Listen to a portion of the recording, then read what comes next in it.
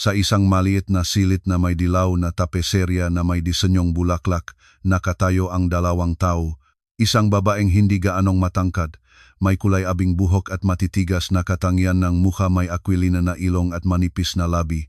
Ang mabibigat na gintong kuwintas sa kanyang dibdib ay naktatalbog sa bawat oras na ibinubukas niya ang bibig at nagsasalita ng matalas at masakit na mga salita. Bobby, naiintindihan mo ba na hindi na natin matatanggap pa ang ganitong pamumuhay? Tanong ng babae habang itinitaas ang kanyang ulo. Hadlang siya sa atin. Tumingin si Bobby sa kanyang ina. Sa kanyang malalambot na katangian ng mukha ay makikita ang isang pinaksamang pagsuway at pakiramdam ng pagkakasala. Ang kanyang makamay ay nakalaylay ng walang lakas at ang kanyang mamata ay tumingin sa lahat ng direksyon maliban sa kanyang ina. Asawa ko siya, Nay. Hindi mo ba naiintindihan iyon? Itinampok ng babae ang kanyang makamay at nakbuntong hininga. Huwag mo akong sabihing asawa. Hindi ka sana ng lalaki kung mahal mo siya at hindi ako mag-alaga sa kanya. Gulay na siya at narinig mo ang sinabi ng doktor. Hindi na siya mabubuhay ng higit sa 1 taon. Anong saysay pang gawin pa ang kahit ano? Mas maganda pa sa bahay ng kanyang lola sa probinsya. Maaalala niya ang kanyang kabataan at tahanan. Bukod doon, ang boses ni Natividad Reyes ay bumaba. Ay magkakaroon tayo ng magandang pamana pagkamatay niya. Makakatulong yon sa ating mga problema. Tumingin ng maalalahanin si Bobby sa kanyang ina at bumulong. Kinabukasan, ang lahat ng maleta at bag na punong damit ni Esperanza, ang asawa ni Bobby, ay handa na. Inilabas sila ni Natividad Reyes, ang biyenan ng babae, sa koridor at nangisi nang makita ang nagulat na manugang. Si Esperanza ay isang maliit at magandang babaeng may maputing buhok, nakaupo sa kanyang wheelchair. Sa edad na 27, bigla siyang tinamaan ng stroke at naging may kapansanan. Nawalan siya hindi lamang ng kakayahang gumalaw kundi pati na rin ang kakayahang magsalita. Halos palagi na siyang nakaupo sa wheelchair at tahimik. Si Natividad ay nag-alaga sa manugang habang nasa trabaho si Bobby sa isang kumpanya ng insurance sa Makati. Minsan ay pakiramdam ni Esperanza na sinadya ngang kanyang asawa na magtrabaho ng matagal para hindi na makauwi sa harap ng isang asawang walang magawa para sa sarili kahit pumunta man lamang sa banyo. Dapat sabihin na hindi kailanman talagang nagustuhan ni Natividad ang manugang. Hindi nagustuhan ni Esperanza ang kanyang ambisyon at pagnanais na makamit ang maraming bagay. Naniniwala siya na ang isang babae ay dapat suportahan ang kanyang asawa, hindi tumakbo sa buong araw para sa negosyo ng kumpanya. Si Esperanza ay katulong ng pangkalahatang direktor ng isang malaking korporasyon at balak niyang makakuha ng promosyon at permanenteng posisyon o mas mabuti pa, magtatag ng sariling negosyo. Ngunit wala pang pera o tamang pagkakataon. Ang stroke ay pumatay ngang kahit anong simpatiya ni Natividad sa manugang. Kung dati ay abala lamang siya sa mga reklamo, matapos ang nangyari ay lagi na siyang sumisiga. Hindi niya tinitiis ang mawalang salitang kahilingan ni Esperanza at madalas niyang nakakalimutan ang gamot o tanghalian. Ang nagpapasaya lamang sa kanya ay ang katotohanan na si Esperanza ay hindi makapagsalita at hindi nakakasagabal sa babae habang binabasa nito ang ngadula kung saan siya nung kumukuha ng papel sa isang grupo ng teatro sa Quezon City. Habang inililipat ni Bobby ang mabibigat na maleta sa kotse, nakaupo si Esperanza sa harap ng pinto at nanginginig na tumingin sa lahat ng nangyayari. Ang kanyang nga mata ay pula, halos umiyak na siya. Huwag kang mag-alala, ngumisi si Natividad. Sinabi ngang iyong doktor na mahina ang iyong puso, hindi ka na mabubuhay ng matagal. Sa lalawigan, maayos ang hangin, marahil mabubuhay ka pang 1 taon. Bahay ngayong lola, hindi ka ba naknanais na bumalik doon? Sa isip ni Esperanza ay nagsabog ang isang dagatnam nga sa loobin, ngunit wala sa mga iyon ang maari niyang ipahayag. Ang kanyang makamay ay nakalaylay ng walang lakas sa kanyang tuhod. Kung kaya lang niya ay pulitin ang tela ng kanyang legging at sumigaw sa matandang babaeng iyon at sabihin ang lahat ng iniisip niya tungkol sa matandang babaeng buhaya na iyon. Fovo, mahal ko, Ang hinangal na boses ni Bobby ay maririnig mula sa hagdanan. Umakyat ang lalaki at humingal. Halata na nahirapan siya, tumingin siya sa kanyang ina habang inaangat ang kamay. Nasira ang elevator. Kailangan kong buhatin ang lahat mula sa ika-20 palapag. Itinampok ni Natividad ang kanyang kamay at uminog ang ulo ng may sisi. Tumingin sa manugang, sinabi ko na ngang kailangan nating kumuha ngang manggagawa. Alam mo namang wala kaming pera para doon. Dati ay naglalaro ako sa mga teatro sa Maynila, pinupuno ko ang buong bulwagan, at si Miking ay dumarating pagkatapos ng klase para panorin ako, mapangaraping sabi ngang babae. Akala ko ba noon na kailangan ko pang mag-alis ng lumang pampers? Muli siyang tumingin sa manugang at tumahimik. Dumaan sa landing ang kapitbahay na si Virgie. Makandang hapon, tumango ang kapitbahay. Saan kayo pupunta? Ngumiti ng malawak si Natividad. Virgie, kumusta? Inihahatid namin sa isang rehabilitation center si Esperanza. Sinabi ngang doktor na makakatulong ito. Mahal siguro yon. Uminog ang ulo si Virgie. Ay, sobrang mahal ngunit kailangan namin, buntong hininga ni Natividad.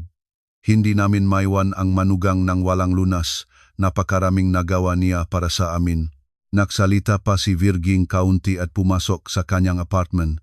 Ang ngiti at mapakawa ang ekspresyon ay nawala sa mukha ni Natividad. Lumingon siya sa anak at kumunot ang no. Magmadali ka na bago pa malaman ng buong gusali ang ating plano. Sinabi ko nang kailangan gawin ito ng maaga. Kumuha si Bobby ng maleta at humingal. Sa umaga, lamig na lamig, bare months na. Gusto mo bang maputol ang lahat ng iking pa? At hindi na nahintaying sagot, lumabas na sa apartment na iniwan ang nagagalit ng ina.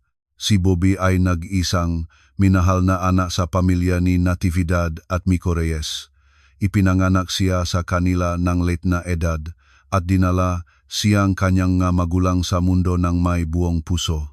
Isang profesorong batas at isang bituin ng teatro, iniwanan nila ang kanilang mga trabaho sa likod at inilaan ang lahat sa pagpapalaki ng anak. Ang resultang labis na pag-aalaga ay ang mahinang si Bobby, halos 40 taon na ngunit nakatira pa rin sa kanyang ina at nagtatrabaho sa mababang suweldong trabaho kung saan pinagsasamantalahan siyang boss at hindi siya.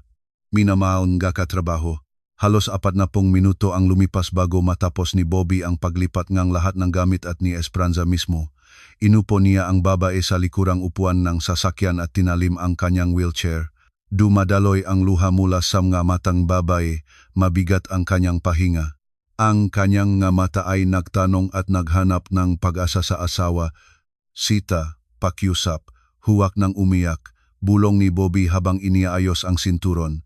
Dun ay makakaroon ka ng tagapag-alaga na kapitbahay, mababayaran natin siya mula sa iyong pera. Siyempre naman, sumabat si Natividad. Umangat ang balikat ni Bobby at tumango. Sa ngayon ay medyo mahirap ang aming pinansyal, kaya. Mula sa iyo, mas magiging mabuti ka roon. Tumingin si Esperanza sa asawa ng hindi kumikindap. Nagsisikap na makita sa maputlang mukhang lalaki ang kahit isang bahid ng habag o pagnanais na huwag itong gawin, ngunit wala. Palaging nakahanap nga na tao na maaring makakita sa isang umiyak na babae at sa isang lalaking nakdadala sa kanya papunta sa kotse. Umalis ang kotse mula sa harap ng gusali ng eksakto 12:00 ng tanghali. Nagpaalam si Natividad at umuwi na upang muli-muling basahin ang kanyang lumang nga teksto ng dula at isipin kung paano siya lumalabas sa entablado habang tinatanggap ang palakpak ng masasayang manunut. Nagpumilit si Bobby na huwag tumingin sa salamin sa likod kung saan makikita ang namumuhang matang babaeng nakaupo sa likod. Bago siya sumakay sa sasakyan, sinabi niya, "Sita, naintindihan mo ba na wala akong ibang paraan? Ang aking ina ay nagtatrabaho para sa ating kapakanan. Tama siya, hindi ko kaya ang pag-alaga sa iyo ng palagi. Mayroon akong trabaho, hindi na siya bata, magiging mas mabuti ka roon. Makakaroon kang sariling tagapag-alaga. Babalik ka sa bahay ngayong lola na palagi mong ikinukwento ng may pagmamahal." Muli siyang tumahimik, lumayo mula sa tingin ng asawa. Ngunit nadama niya ito sa kanyang likod para itong naksusunong ng kanyang manipis na t-shirt at naguukit sa kanyang baga. Pinipilit siyang huminga ng mas mabilis. Ang daan patungo sa nayon kung saan kailangang manirahan si Esperanza ay matagal. Ang nayon ay nalalayo at halos inabandona, na ilang kalye lamang na may maliit na bilang ng gabahay, isang tindahan sa gitna, at isang lumang barangay health center na isinara ilang taon na ang nakakaraan dahil walang gustong magtrabaho doon.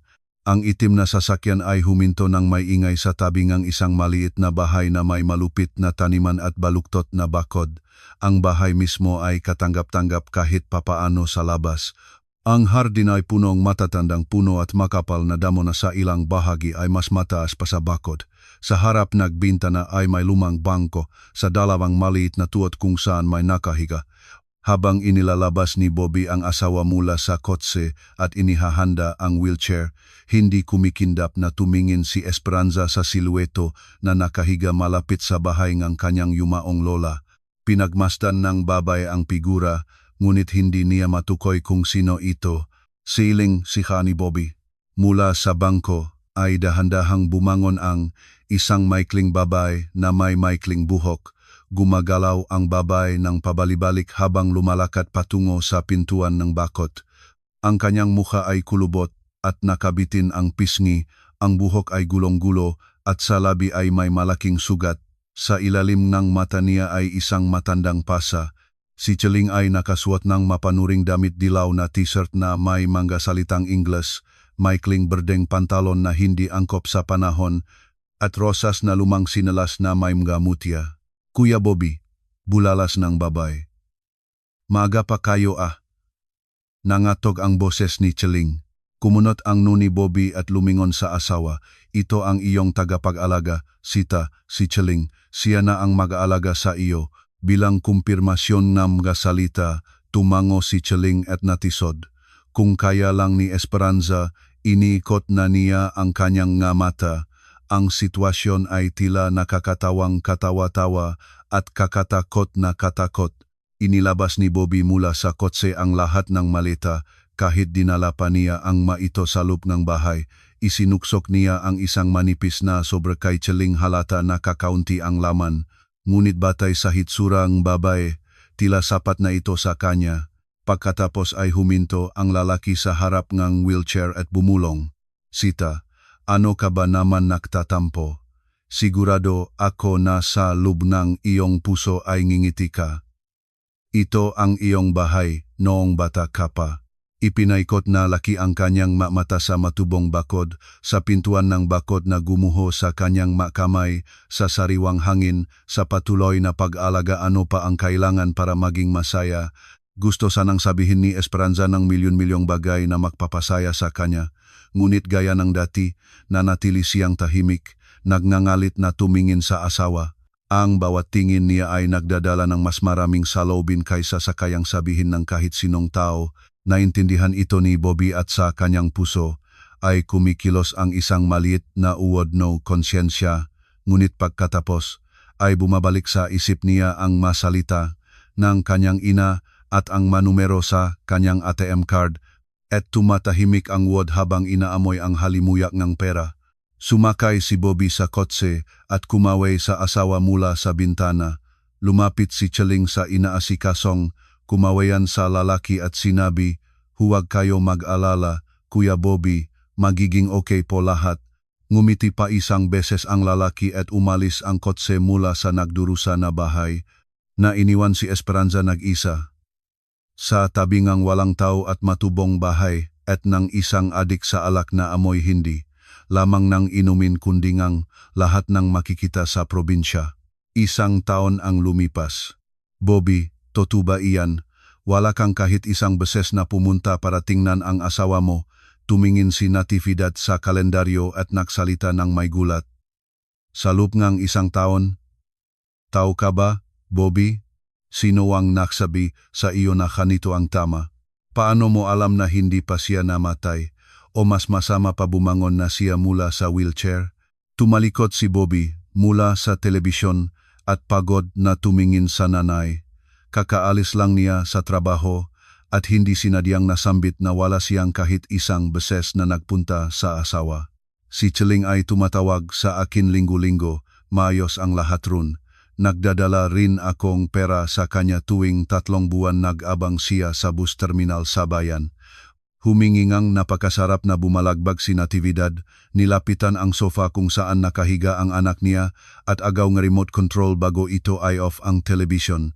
Kapag kausap kita, dapat nasa akin lamang ang iyong pagtingin, malakas at medyo dramatikong sabingang, babay habang iniiling ang ulo na may mataas na buhok. Si Cheling, sino ba iyan? Iniunat ni Bobby ang kanyang mata at walang malasakit na tumingin sa dingding. Gusto mo bang pumunta ron bukas? Okay, gagastusin ko ang aking tanging day off para pumunta sa isang nayon para makita ang kalahating patay na asawa. Oh, Nay, napaka mapagmahal mo sa akin. Malakas na bumulong si Natividad at inilagay sa anak ang remote control bago lumabas sa silid, bumubulong habang naglalakad. Kinabukasan, maagang bumuong ang ilang damit si Bobby, kumuhangang sobre na may pra at sumakay sa kotse. Malungkot niyang tumingin sa orasan na nagpapakita ngang 8:00 pa lamang ng umaga. Makakakain pa sana siya ngunit kailangan na niyang pumunta sa hindi niya alam ang dahilan. Itinuturing niya ang pangambangang kanyang ina na walang saysay. Ngunit mula pa sa pagkabata ay nasanay siyang sundin ang kanyang ina sa lahat. Ang paglalakbay ay matagal, nasira pa ang radyo, kaya ang katahimikan ng kotse at paminsan-minsang pagbulalas namga nagagalit na driver ay nagpapasama ng umaga. Sa mismong pagdating sa nayon, isang malaking itim na pickup truck ang sumagrio papalapit sa kanya. Mabilis itong nagmaneho, malinaw na kilala ang lugar. Sa driver's seat ay nakaupo ang isang lalaki na tila ilang taon na mas bata kay Bobby. Biglang huminto ang truck pagkakita sa mabagal na kotse na galing sa lungsod at tahimik na humingi ng pasensya sa lalaking hindi naman nagnanais makipagtalo. Malabo ang alaala ni Bobby sa daan patungo sa bahay kung saan nakatira si Esperanza. Ang pera ay ibinibigay niya kay Cheling sa bayan na dumarating ito sa bus para sa sobre. Sa nayon, 3 beses lamang siya naroon. Isang beses nang dalhin niya ang asawa, isang beses nang hanapin si Cheling, at isang beses nang kasama pa si Esperanza. Ipinakita niya sa kanya ang maliit na bahayang kanyang kabataan at ikwento kung paano doon unang lumaki ang kanyang ina bago bumalik sa Maynila. Huminto ang kotse sa tabing halos bagong bakod. Ang damo sa hardin ay pinutol na ngunit malaki na uli ang paglaki at mukhang matagal na itong ginawa at wala na talagang nagmamalasakit roon. Kumunot ang noni Bobby at lumabas na kotse. Maingat niyang binuksan ang pintuan ng bakod at tinawag ang asawa. Pagkatapos si Cheling, katahimikan, walang sumagot. Nais ni Bobby na pumasok sa bahay ngunit may malaking kandado sa pinto. Sinubukan niyang alisin ito ngunit hindi ito bumukas. Kinuha niya ang telepono at tumawag kay Cheling ngunit hindi sumasagot. Pagod na pinunasan ni Bobby ngang kamay ang nu at tiningnan ang lugar. Malapit dapat ang bahay ni Cheling, iyon ang rason kung bakit niya ito pinili para mag-alaga kay Esperanza. Luabas siya sa bakod at naglakat sa kalye. Mas masama pa ang hitsura ang bahay ni Cheling kaysa sa bahay ni Esperanza. Pumasok si Bobby at pinilit na huwag sumuka. Malakas na amoy ang dumapo sa ilong. Napakalakas nito kaya nagawa lamang ni Bobby ang mabilis na pag-ikot at agad na lumabas. Huminga ng malalim. Nang makabangon na siya, itinangat ang ulo at nakita ang isang mataba at babaeng dumadaan na may 2 timba. Sumigaw si Bobby at tumakbo patungo sa kanya. "Excuse me, alam niyo kung nasaan si Esperanza?" Kumunot ang noong babae. Nakatira siya sa bahay na iyan. Itinuro ni Bobby. At si Cheling, iyon bang babaeng nagtatago doon para mag-alaga? Tumango si Bobby. Di malamang nasa kay Mang Enteng siya sa dulo ng nayon nakatira yon. Doon siya kumukuhang bahalina sa gawa ni Mang Enteng. Ikaw sino? Hindi mahalaga, umiling si Bobby. Ipakita niyo lang ang bahay ni Mang Enteng. Bakit hindi ipakita? Ipinaalam ng babae ang daan. Talagang naroon si Cheling sa loob. Nakaupo siya sa isang malaking bilog na mesa at umiinom ng madilaw na likido na nagpapakalat ng matapang na amoy sa lahat ng direksyon. Hinawakan ni Bobby si Cheling sa mga braso at inilabas sa kalye kung saan mukhang gumagalaw pa rin siya at walang nakikita sa harap niya. Nasaan ang aking asawa, babaeng lasing, malapit lang dito. Bumalik si Cheling habang tumatawa.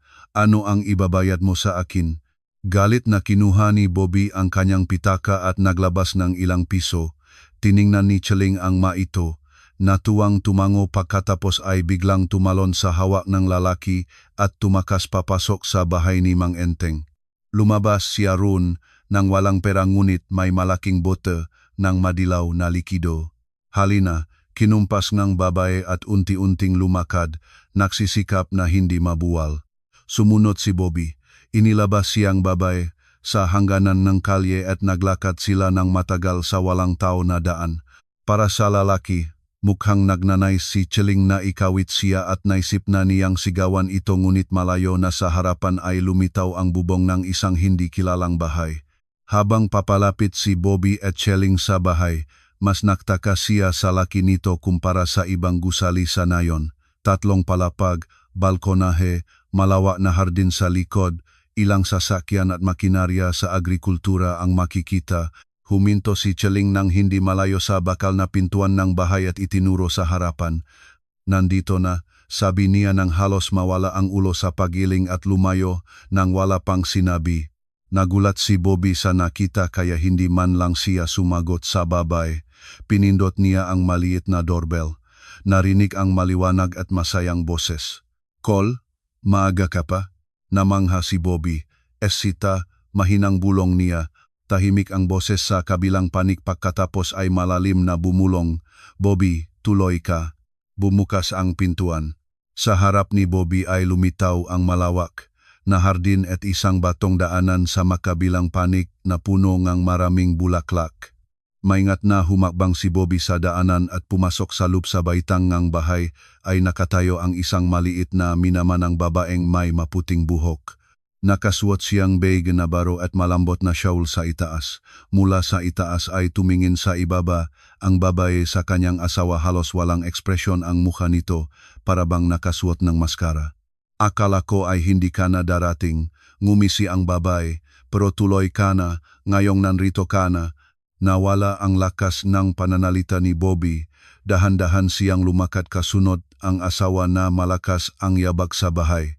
Sa loob ay simple ngunit may panlasa ang dekorasyon, magagandang kulay, magagandang palamuti at mga larawan, malambot at malinis na mga karpet. Ang isa sa mga pintuan ay nagbubukas sa isang maliit na opisina na may computer at mesa na puno ng papel.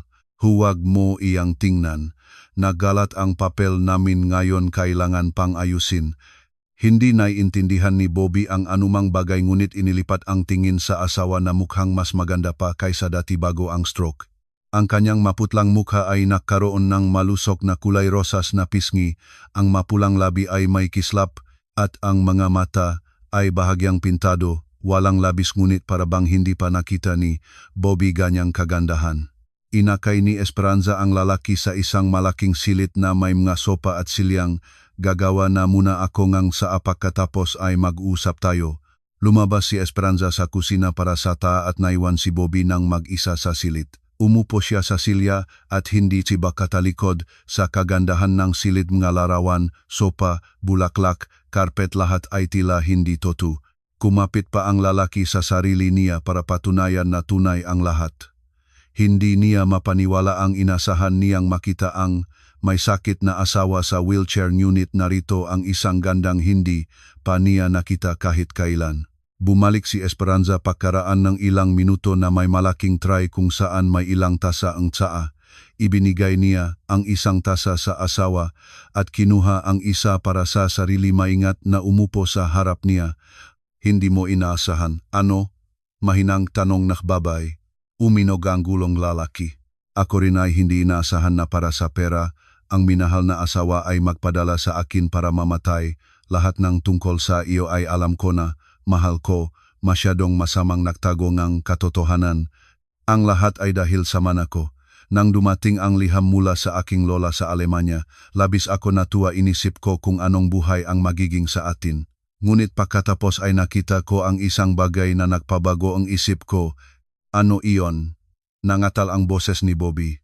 Hawak ng lalaki ang mainit na tasang sa parabang hindi niya nararamdaman ang sakit at diretso ang tingin sa mukhang asawa, umaasang makakitang isang bagay na tutulong sa kanya na maunawaan ang lahat. Naalala mo ba ang aking kaibigan? Tanong ni Esperanza, si Tanya. Makasama kaming nagtrabaho sa kumpanya. Tumango si Bobby. Pagkatapos ay nagsimulang ikwento ni Esperanza ang lahat. 1 taon at kalahati ang nakakaraan.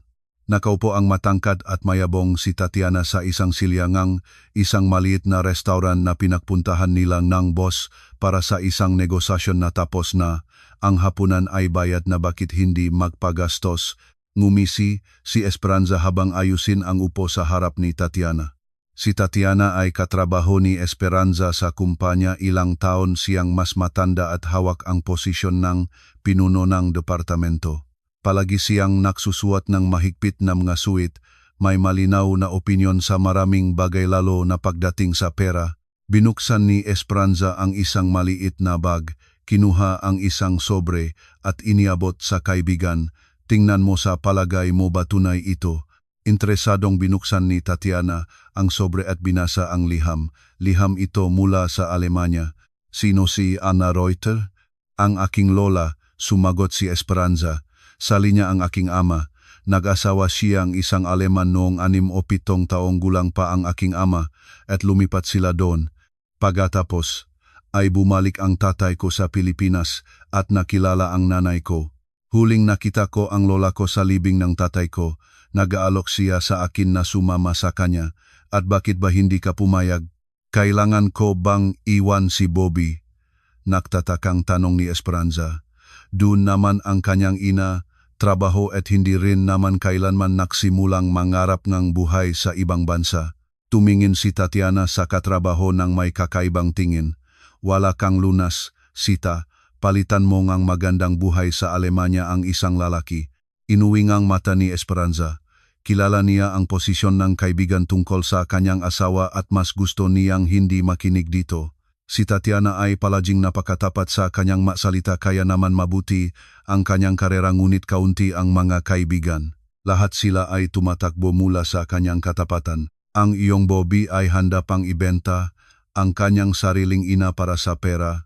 Alam mo ba kung makano ang imana ng lola mo sa iyo?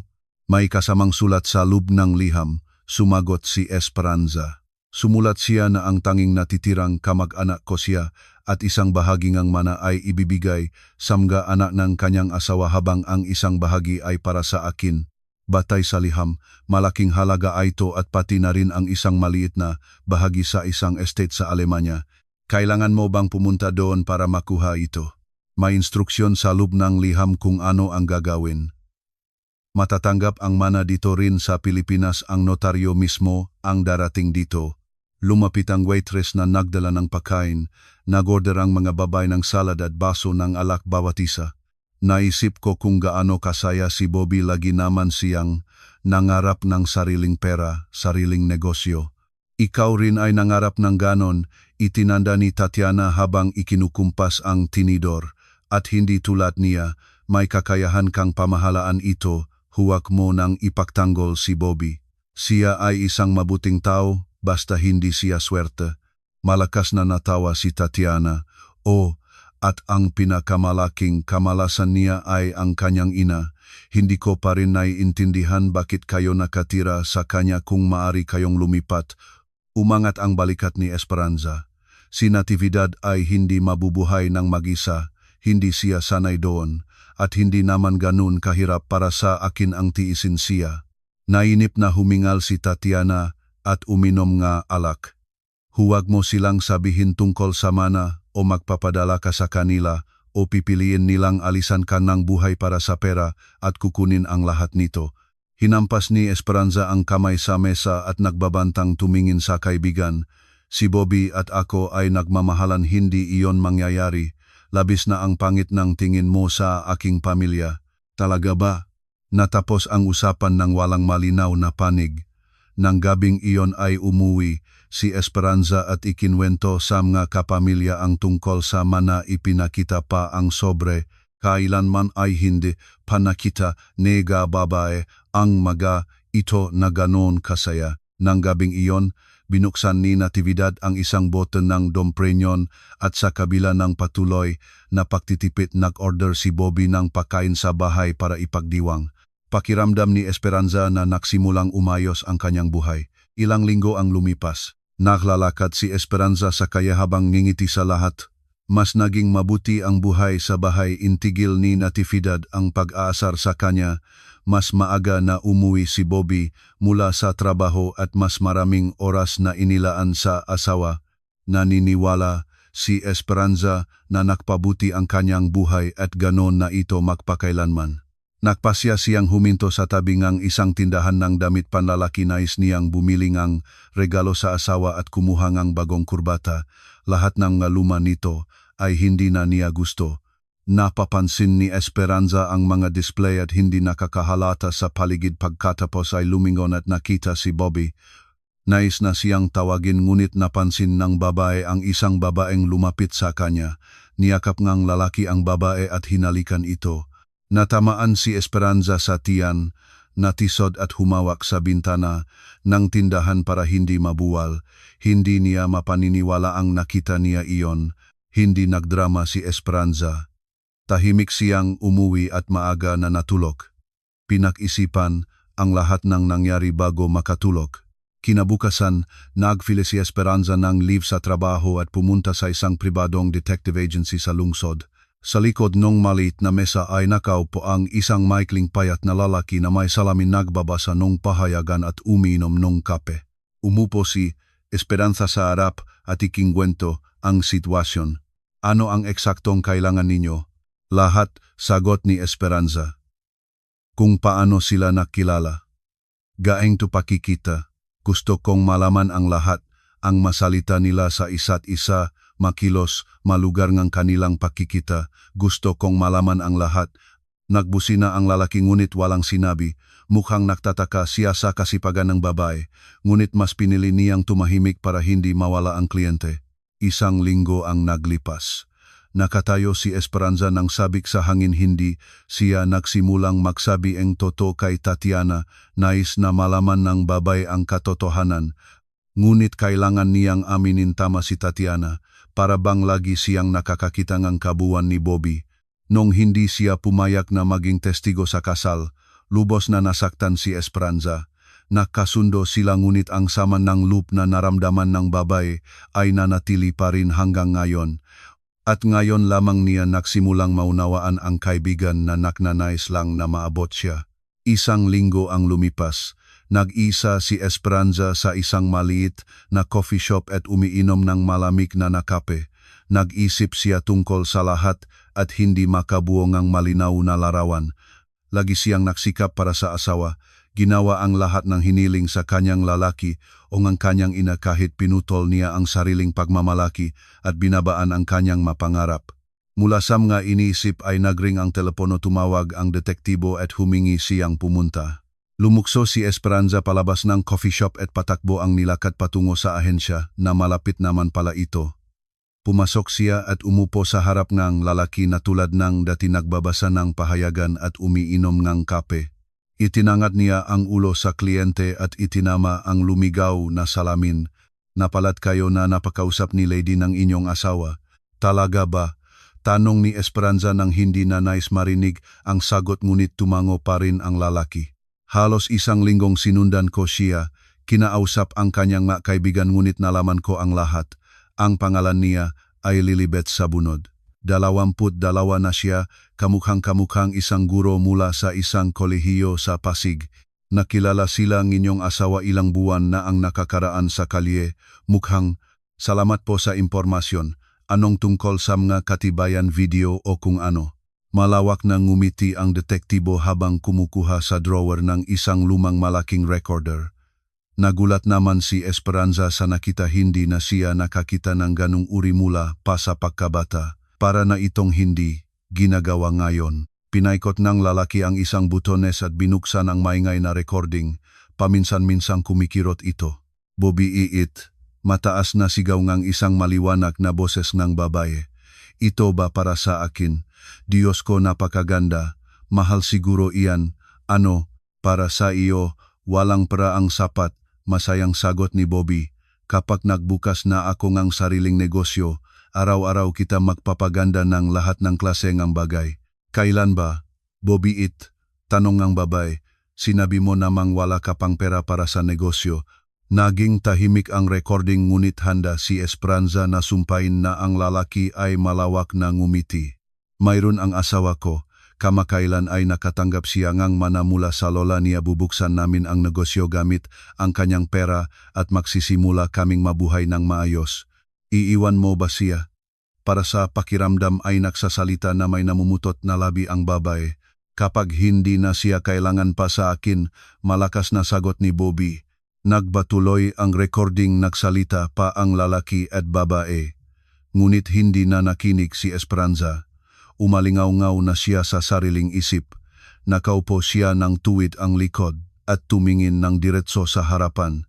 Naalala ng babae ang kanilang pakilala sa asawa at kung gaano siya kasaya nang magtanong ito sa kanya. Si Esperanza ay 11 taon na mas bata kay Bobby. Nakilala sila habang tinatapusin niya ang pag-aral niyang economics. Dinalhan niya siya sa magagandang kapehan, nilakad sa parke sa ilalim ng mga bituin, biniling nga tiket sa teatro at sa mga konsyerto. Si Natividad noong una ay mukhang napakabait at nakakaalif. Si Esperanza nakakatapos lamang na mawalan ng ina ay nahulog sa pag-ibig sa maginoong pamilya at handa siyang pakasalan ang hindi maunlad at mahiyay na Bobby. Si Tatiana ay kontra ngunit hindi nakinig si Esperanza. Natangay siya nga magabagong damdamin. Sa isip ng babae ay lumabas ang mga alaala kung paano siya at si Bobby ay pumilingang sweet para sa kasal at kung paano nila binuksan ang mga regalo pagkatapos ng selebrasyon. Binibilang kung sinosama kamag-anak ang nagbigay ng mas malaki. Lubos siyang masaya ng panahong iyon. Naniniwala siyang palagi siyang magiging masaya. Sa kabilang katotohanan na hindi nagalak si Bobby sa kanyang pangarap na magkaroon ng negosyo at karera, higit pa niya o mas tamang sabihin ay kanyang inanais nito ng pamilya at mga anak. Hindi anda si Esperanza para dong gusto niya ni mas marami. Ngayon, ang lahat ng pangarap at pag-asa tungkol sa buhay mag-asawa ay gumuho sa isang kisap mata. Ang Bobby na iyon, ang Bobby na hindi kailanman sumigaw sa asawa, ay nag-isip kung paano gamitin ang pera ni Esperanza, bubuksan ng negosyo gamit ito at alis sa kanya. Para sa babae, ito ay napakagahit na katotohanan na ilang minuto na siyang nakaupo nang nakatitig sa dingding. Hindi nakabalam ang detektibo, nakakita na siyang mas malalakas na reaksyon. Isang beses ay may isang hindi matinong asawang basak ng basak ang kanyang bintana sa labis na galit. Dati ay tila sukdulan itong pagkabigo at galit, ngunit ngayon ay nakatingin siya sa mga matang babae at nakakitangi isang mapangwasak na put at sakit na nag-abot pa sa kanya. Tumayo ang lalaki at pumunta para kumuhang tubig para sa kliyente. Uminom si Esperanza ng isang lagok at pagkatapos ay naalala ang sinabi ng kaibigan na si Bobby ay handang ibenta ang sariling ina para sa pera. Hindi naniniwala si Esperanza kay Tatiana noon, ngunit ngayon ay parang katotohanan na ito. Sa matalinong isip ng babae ay nagsimulang humubog ang isang plano. Sa mukha niya ay lumabas ang isang masamang ngiti at natakot ang detektibo sa nakita niya. Ilang buwan ang lumipas. Umalis na ang itim na kotse ni Bobby mula sa baluktot na bakot sa likod na kung saan ay naiwan si Esperanza. Hawak ng aswang si Cheling ang kanyang wheelchair, o mas tamang sabihin, nakahawak siya sa wheelchair para hindi mabuwal. Nang mawala ang kotse sa paningin, tumayo si Esperanza mula sa upuan. Malawa na nagbukas ang mga mata ni Cheling na tumingin sa mga kapitbahay na bigla na lamang tumayo mula sa wheelchair pagkatapos ang stroke. Cheling, mag-usap tayo. Magbabayad ako sa iyo ng kasing halaga ng binabayad sa iyong aking asawa at hindi mo sasabihin sa kanya ang nakita mo. Namangha si Cheling at tumango, hindi pa rin nakakasalita. Nakahawak pa rin sa wheelchair. Napakahusay, magiging magandang magkaibigan tayo. Ito ang unang bayad. Nagbigay si Esperanza ng ilang pirasong piso. Darating ka tuwing buwan at magbibigay akong pera. Ikaw naman ay dapat sabihin sa iyong asawa na hindi nagbabago ang aking kondisyon at hindi na kailangang pumunta. Tumango si Chiling agad na hinablot ang mga piso at walang paalam na lumakat palayo. Pumasok naman si Esperanza sa bahay para magbihis. Sa loob ngang lumang bahay, lahat ay puno nga alikabok. Natatakpan ng tela ang mga muebles, basura ang kalat sa lahat ng dako, at isa pang bintana ay basak, malamang mga bata ang sumubak. Lumapit si Esperanza sa lumang pulang sopa, inalis ang tela at pagod na umupo. Sa paligid niya ay lumabas ang isang ulap ng alikabok. Kinuhang babae ang telepono mula sa bulsa na swerteng hindi nakita ni Natividad at pinindot ang nag-isang numero na pinakakatiwalaan niya. Pumunta ka na, nangyari na ang lahat ayon sa sinabi mo. O bahay sa probinsya, naghihintay. Inilagay ng baba ang telepono sa tabi at humiga. Sa isip ay nakasama-sama ang daang-daang salobin, nag-isip siyang lahat at wala sa lahat ng sabay-sabay. 1 oras at kalahati ang lumipas. Nalinis na ni Esperanza ang bahay, nagbihis na at nakapahanda ng pagkain. Bumukas ang pinto at pumasok ang isang mataas na babae na nakasuot na malim na asul na suit. May maliit na bag, may alak at take-out na pagkain. Hindi ko gustong maksinaing pa ang scrambled eggs. Ngumisi si Tatiana habang tinitingnan ang lumang greyaseng kawali na malamang ay imposibleng hugasan. Mabuti nang may dalang alak kung wala iyon. Talagang hindi ko matitiis ang araw na ito. Tumingin si Tatiana sa maliit na bahay at tumango sa sariling manaisip, pagkatapos ay nadilaw ang tingin sa isang paketengang pampers at uminog ang ulo. 3 linggo kang nakaupo dito sa Diyos ko, nakakatakot. Hindi ko makakontra, sumagot si Esperanza habang inilalabas ang pinggan mula sa mga aparador. Pero alam mo kung ano ang higit na nakakainis sa akin? Ano? Nagpunas si Tatiana ng mesa at nagtatayo ng mga lalayan ng pagkain. Si Natividad, nagpalit siya ng aking pampers 1 beses sa isang araw lamang. Tila hindi niya napapansin na pumupunta lang ako sa banyo 1 beses sa isang araw. Napakatangkilik niya sa kanyang malumang dramang libro na hindi niya naririnig kung paano ako bumabangon at gumagala sa bahay. Natawa si Tatiana. Kung alis ka lang sa bahay ng ilang araw, tiyak na hindi niya mapapansin. Basta ilagay mo lang sa tabi niya ang isang album ng kanyang mga larawan. Tama iyon, bumulong si Esperanza habang umupo sa mesa. Hanggang ngayon ay hindi ko pa rin mapaniniwala ang hayaan nila akong mamatay. At naniniwala sila sa isang diagnos na binalaan ni Dr. Pet. Narinig nila na maaari akong mamatay ng maaga at sinimulan na nilang matuwa. Nagsimulang kumain si Tatiana at Esperanza habang pinag-usapan ang masusunod na gagawin. Titira ako dito ng 1 o 2 buwan habang pinag-iisipan ko kung paano na mabubuhay. Para sa unang pagkakataon sa buhay ko ay wala akong plano at nakakainis iyon sa akin. Ano naman ang gagawin mo rito? Tanong ni Tatiana. Isang lumang abandonadong bahay, matubong hardin, isang liblib na nayon, hindi kaakma dito. Kung magmamadali ako ngayon, tiyak na malulugi ako, hindi patamang estado ng isip ko, paliwanag ni Esperanza. Naintindihan mo, matagal ko nang iniwala ang mga pangarap ko sa sariling negosyo. Lahat ng mga plano at ideya ay matagal na umangas sa isang sulok ng aming apartment, at sa palagay ko ay lahat ay hindi na akma sa panahon.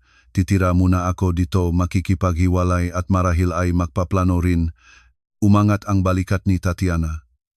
Wala siyang sasabihing kapaki-pakinabang, para sa unang pagkakataon ay wala rin siyang nais ipahayag.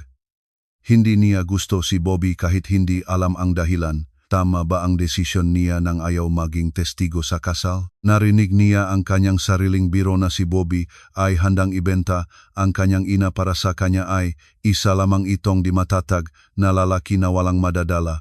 Ngunit nagawa pala niyang hayaang mamatay ang kanyang sariling asawa, at hindi basta-basta na tao, kundi ang kanyang asawa. Para sa babae, ito ay isang uringang kabangisan. Natulog si Tatiana sa bahay ng kaibigan ng unang gabi at umalis kinabukasan ng umaga. Nag-file ng resignation si Esperanza sa trabaho, ngunit hindi si Tatiana. Wala naman siyang mayamang lola. Ang bagong araw ay sinimulan ni Esperanza ngang malamig na sawasalamat na merong tubig at gas sa bahay ng lola. Minsan ay ginawang kanyang mamagulang ang lahat ng convenience para sa lola, ngunit tinagtagal ay namatay na ito nang hindi naman na ipapakinabangan ang maito. Ang malamig na tubig ay nagpabagong kanyang isip ng bahagya. 3 linggong buhay sa impyerno ang nakalipas. Sinubukan niya ang asawa, umaasa siyang makakitang kahit isang bahid ng pagmamalasakit o pagmamahal. Ngunit nakuha niya ang pagkamuhi at inaabangan ang pinakamabilis na kamatayan niya. Ito ang pinakamasakit na bahagi. Kinuha ni Esperanza ang pera na nakatago na hindi napansin na kahit sino at nagpunta sa tindahan. Malabo na ang alaala niya ng lokasyon nito at nagpasya na magtanong sa mga taga-nayon na naglalakad agang umaga. Lahat ay pumupunta sa trabaho o sa taniman. Madali na ring nahanap ang tindahan ng walang tulong.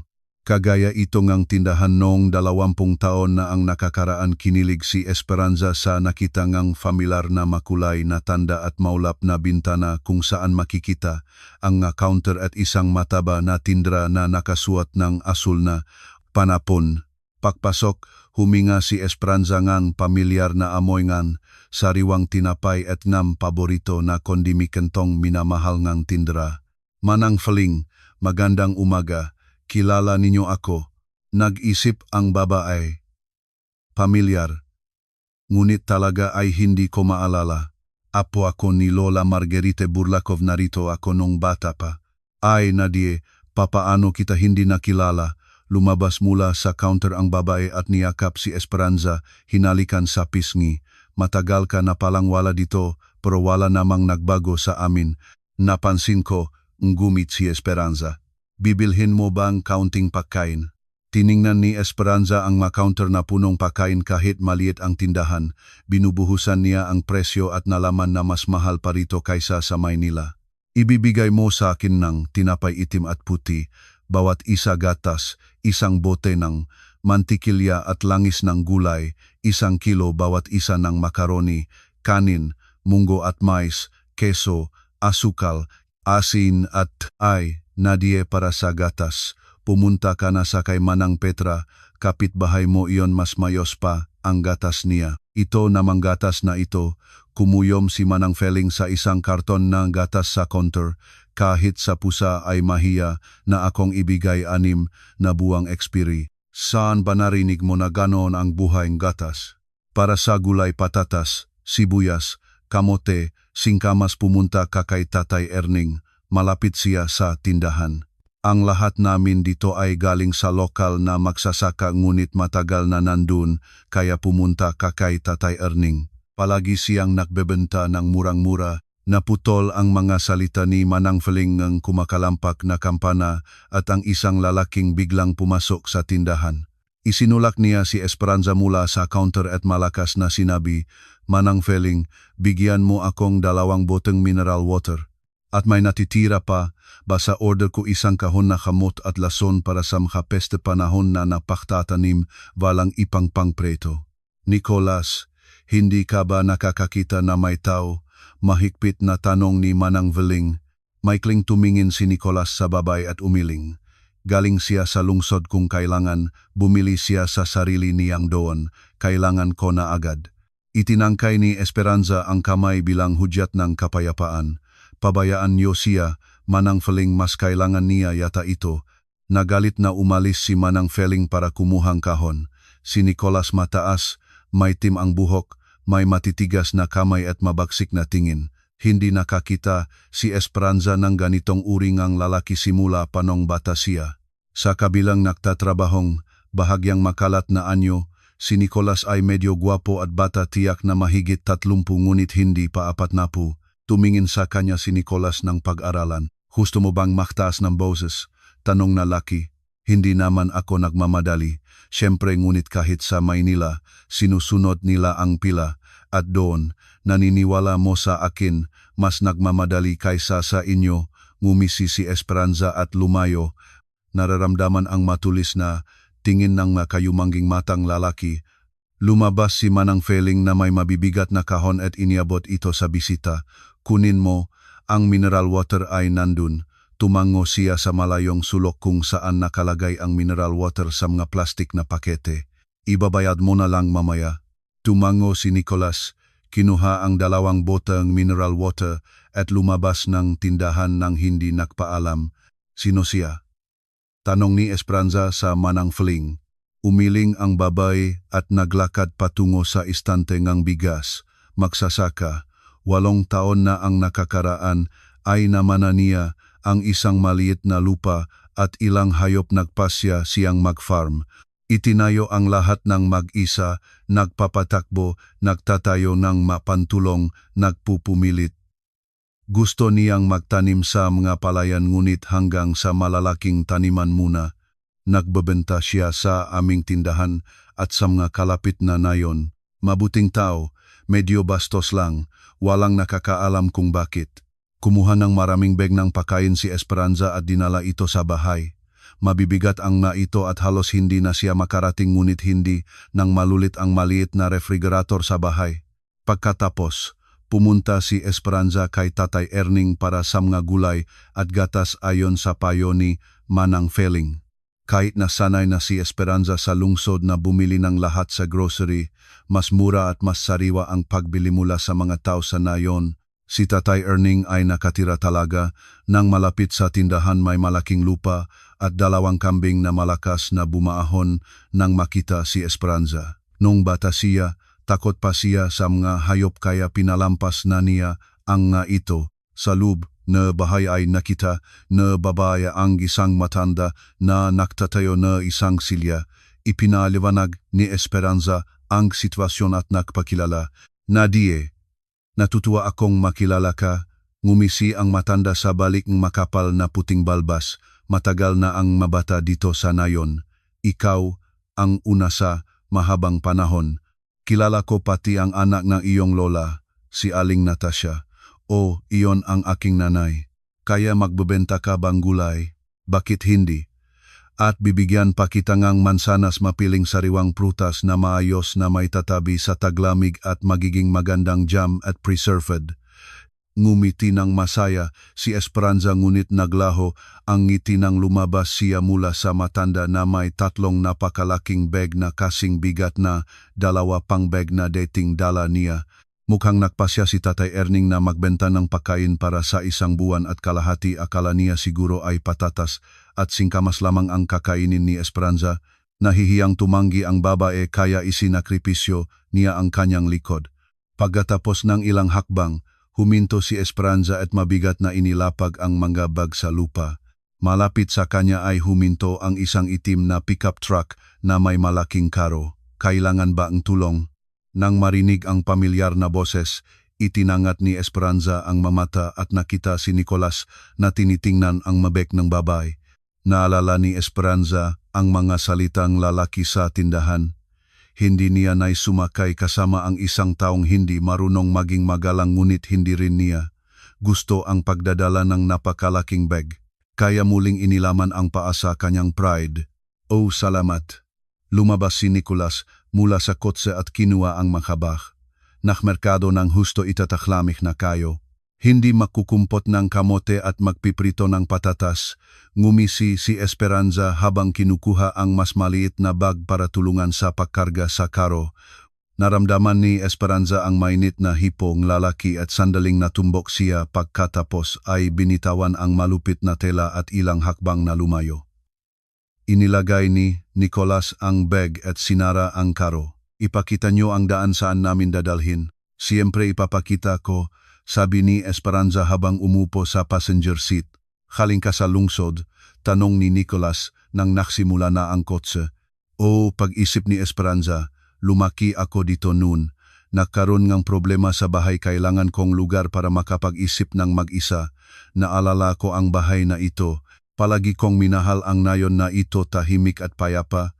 Walang nakakagambala sa pag-isip. May katotohanan iyon. Mabilis na nagmaneho si Nicholas para bang nagmamadali siya sa isang lugar o ganito lang talaga ang kanyang estilo. Ngunit hindi lang siya nagmamadali sa pagmamaneho sa tindahan o sa kalye ay hindi rin siya nagtatagal. Kaya napagbasyan ni Esperanza na ganito lang talaga ang kanyang ugali. naibaba ang mga bag at dinala pa sa loob ngang bahay. Naglakat si Nicolas sa gitna ngang damo na umabot sa kanyang baywang nagsisimula na itong matuyo kaya malakas na umungal sa ilalim ng kanyang makapaa. Walang nagugupit ginagawa ito ng sarili ng aking lola hanggang malapit na siyang mamatay. Magagawa niya halos lahat mula sa pananahi hanggang sa pagkukumpuni ng bubong, ngunit ako ay isang mayamang babaeng galing sa lungsod. Sa aming magababay dun, halos walang marunong pumalit kahit electric trimmer. Pantay-pantay ang karapatan ay hindi pa nakakarating dito, ngumisi ang lalaki. Galing ka sa lungsod. O, sumagot ang lalaki. Tumingin sa relo. Gaano na ba katagal? Kailangan ko na. Ano ang pangalan mo? Esperanza, nakpakilala ang babae. Magandang pangalan. Ikinagagalak kong makilala ka, Esperanza. Ako rin, Nicolas, ngumisi si Esperanza. Umalis si Nicolas at iniwan ang babae ng mag-isa. Matagal na tumingin si Esperanza sa lumiit na kotse nagsisikap niyang unawain ang motibasyon ng taong ito. Ang sumunod na umaga ay nagsimula sa kalampog at isang kakaibang ingay. Nagigising na si Esperanza ay bumangon mula sa lumang maingay na kama at lumapit sa bintana. Sa labas, sa gitnang damuhan, nakatayo si Nicolas na may lumang karit. Nakakalay ang damo sa pantay na hilera sa ilalim ng magalaw ni Nicolas, halata na pawisan siya kahit malamig ang umaga. Ibinukas ni Esperanza ang bintana at tinawag ang lalaki. Lumingon si Nicolas at tumigil sa pag-aahit, malalim ang pahinga niya habang tinitingnan ang bukas na bintana at ang babaeng tumingin sa kanya. Si Esperanza ay nakasuot lamang ng mahabang linong damit na nakita niya sa aparador at ginamit bilang pangsuot sa gabi. Pagkatapos ang paglilinis at pagluluto ay lubos na napagod, ang babae wala na siyang oras para buksan ang mga daladalang bagahe kaya sinotsot lamang niya kung ano ang nakita sa aparador nga lola. Ano ang ginagawa mo? Bahagyang itinaas ni Nicolas ang kilay habang tinaas ang opinyon sa tanong na malinaw ang sagot. Naintindihan ko na kung ano ang ginagawa mo, ngunit bakit ginagawa mo ito sa aking bahay? Gusto mo bang tumigil? Tanong ni Nicolas ng bahagyang mapanuya habang tinitiknan ang babae. Uminok si Esperanza ng ulo at sarado na ang bintana. Hindi niya nais ituloy pa ang usapan lalo na nang mapansin niya ang tingin ng lalaki. Malinaw niyang pinag-aralan siya. Para maiwasan ang ganong sitwasyon, nagbihis si Esperanza at pumunta sa maliit na kusina. Nagpasya siyang gumawa ng gablin sa siyempre, hindi siya kailanman bumabangon ng ganun kaaga at hindi rin siya gustong magluto ng kahit ano. Ngunit ang mabilis na buhay sa lungsod ay nagturo sa kanya na huvak kumain ng almusal. Ngunit kailangan niya ring pakainin ang hindi inaasahang katulong na nagpasya na puntahan siya ng maaga. Nang natapos si Nicolas at maliwanag ito sa pagtigil ng ingay ngang karit, handa na rin ang mablinses, lumabas si Esperanza sa baitang at tinawag ang katulong. Pasok kayo para sa almusal. Umangat ang balikat ng lalaki, inilapag ang karit at pumasok sa bahay. Pawis at pagod siya. Maari kang gumamit ng shower. Tumango si Esperanza sa banyo at pumunta sa kusina. Tinanggap ni Nicolas ang alok ng babaeng nakmamayari na hugas lang siya. Pumasok siya sa kusina at umupo sa mesa sa harap niya ay isang pinggan ng magablinses na may kulay gatas. Makano ang dapat ko sa inyo? Bahagyang itinaas ni Nicolas ang kilay sa tanda ng tanong. Hindi ka naman nakbayad para dito, para sa pagkain. Ngumisi ang lalaki habang kumukuhang blinses, umurong sa upuan at diretso ang tumingin sa matang babae para bang nagnanais na makabasang isang bagay sa mga iyon. Kung ayaw mong tanggapin ang bayad ay hindi ko na pipilitin. Umangat ang balikat ni Esperanza. Sanay ako na ang bawat pagsisikap ay may bayad, hindi pa maririnig ang tulong sa lungsod. Ako rin ay ganun. Ngunit ang manggaling sa lungsod ay palaging nagtataka kapag tinutulungan sila ng walang bayad. Wala rin akong ganun noong una. Tapos ka bangang kumain? Tanong ni Nicolas nang tinungo ang babae. Hindi ako kumakain ng almusal, umiling si Esperanza. Kailangan ko palagi ng magang pumunta sa trabaho. Hindi ako sanay, karaniwang kinakain ko ang merienda sa trabaho. At ano naman ang ginagawa mo? Tanong ni Nicholas nang ginawaran ng tingin ang babae. Interesadong tumingin siya sa kanya. Personal assistant ngang pangkalahatang direktor ngang kumpanya. Nagbusina si Nicholas at ngumiti. Nakakagulat na narito ka pagkatapos niyon. Ipinaikot niya ang kamay sa maliit na bahay na may mabababang tapeserya. Huwag kang mag-isiping yumaman ako, baka isang maliit na pala ang ginamit ko para doon. Pero nagustuhan ko ang trabaho, natututo akong pamamahalang negosyo at may pangarap akong. Pagkatapos ay lumabas ang stroke, ngumisi ang babae. Pero iyon ay isang kwentong sasabihin ko sa iyo sa ibang pagkakataon. Kailangan ko pa ring maglinis sa bahay at sa atik. At gabi, darating ang kaibigan ko. Ngumiti si Nicholas bilang tugon sa kanyang salita at tumayo. Kailangan ko ring umalis.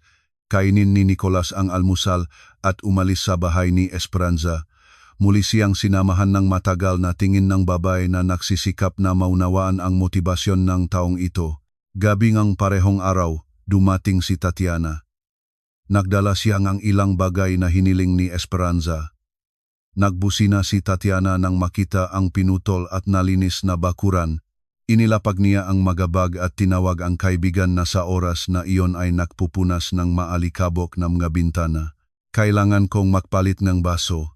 Sa palagay mo ba, nasaan ang maaring ayusin nito? Tanong niya nang hindi magpaalam.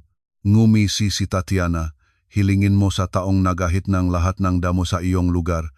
Si Nicholas, isang lokal na magsasaka. Kagabi niya akong hinatkot, hindi ko iniisip na makakaroon siyang oras para ayusin ang baso, umiling si Esperanza. Sa damo ay naghanap na siyang oras, umangat ang balikat ni Tatiana.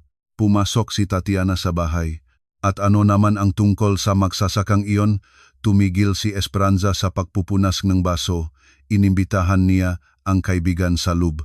Kung masyadong nahihirapan, kapitbahay mo lang iyon. Pumunta ka sa kanyang tahimik na lugar at matutulungan niya tayo at dalhin mo ito ang alak at kasamang pagkain. Ang tortilla ay hindi abot ng aking panlasa. Mabuti na lang may dalang alak ka, kung wala iyon, hindi ko talaga matitiis ang araw na ito. Kung ang usap ay nagtapos sa bakod, sinabihan ni Tatiana ang kaibigan na makwento tungkol sa magsasaka. Nung unang dinih niya ang pangalan ni Nicholas, si Nicholas, mula sa aking lugar, interesado na agad siya. Sinabi ni Esperanza ang lahat. Si Tatiana ay kinabukasan ay umuwi. Siya ay isang mabuting kaibigan ngunit may sarili ring buhay. Nag-resign naman si Esperanza sa trabaho. At si Tatiana, wala siyang mayamang lola at wala ring dahilan para mag-resign. Ang bagong araw ay nagsimula para sa babae sa malamig na sawa sa loob ng lumang kubeta. Nang 3 linggo na siyang naroroon, hindi siya basta-basta maaring bumalik sa dati. Ang dati niyang buhay ay tapos na, kailangan niyang mag-recharge. Kinuha ni Esperanza ng pera ang nakatagong cash at nagpunta sa tindahan. Noong unang pagkakataon, ay nahirapan siyang hanapin ang lugar kaya nagpasya siyang magtanong sa mga naglalakad na taga nayon maagang umaga at lahat ay pumupunta sa trabaho o sa hardin. Madali rin namang nahanap ang tindahan ng walang tulong. Kapareho ito ngang tindahan noong 20 taon na ang nakakaraan. Kinilig si Esperanza sa nakita ngang pamilyar na kulay na tanda at maulap na bintana kung saan makikita ang counter at isang mataba na tindera na nakasuot ng asul na panapon. Pagpasok, huminga si Esperanza ng pamilyar na amoy nga sariwang tinapay at ng paboritong pampalasa ng tindera. Manang Feling, magandang umaga. Kilala niyo ba ako? Nag-isip ang babae, pamilyar, ngunit talaga ay hindi ko maalala. Apo ako ni Lola Marguerite Burlakov, narito ako nung bata pa. Ay Nadie, hindi ko talaga nakilala. Lumabas si Manang Feling mula sa counter at niyakap si Esperanza, hinalikan sa pisngi. Matagal ka na palang wala dito ngunit walang nagbago sa amin. Napansin ko, gumisi si Esperanza. Bibilhin mo ba ngang kaunting pagkain? Tumingan ni Esperanza ang counter na puno nga pagkain kahit maliit ang tindahan. Tinitignan niya ang presyo at nalaman na mas mahal pa kaysa sa Maynila. Ibibigay mo sa akin ng tinapay itim at puti, tigisa gatas isang bote, mantikilya at langis ng niyog, tig-1 kilo bawat makaroni, bigas, munggo at mais, keso, asukal at asin. Ay, Nadia para sa gatas, pumunta ka na kay Aling Petra kapitbahay mo iyon, mas maayos ang gatas niya.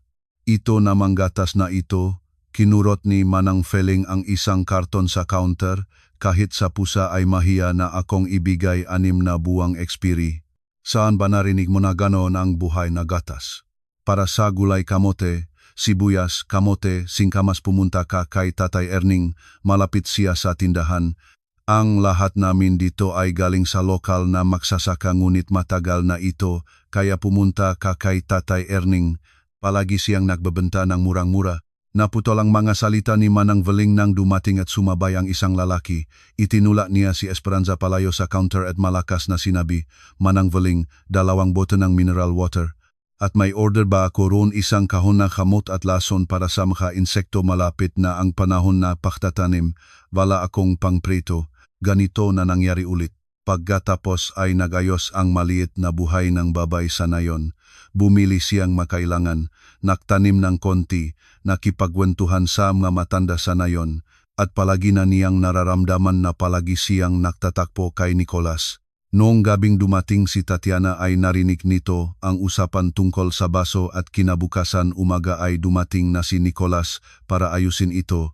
Pinakain naman siya ni Esperanza ng oatmeal pancake. Pagkatapos ay kumpuning ang bakot muli ay pagkain ng almusal. Ilang beses pa ito nangyari at naging gawi na.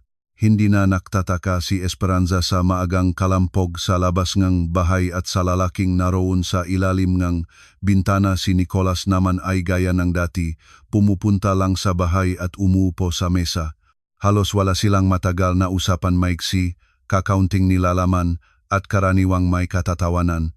Lumalago sa nayon ang masismis at isang babae mula sa bukid ay pumunta pa sa babae upang magbanta. "Akin si Nicolas," sabi ngang itim na buhok na babaeng may magandang katawan.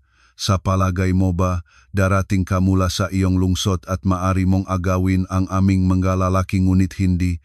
Maasim na hinawakan ng babae ang isang dahon at pinukol ito sa nagulat na Esperanza na nakatayo sa baitang.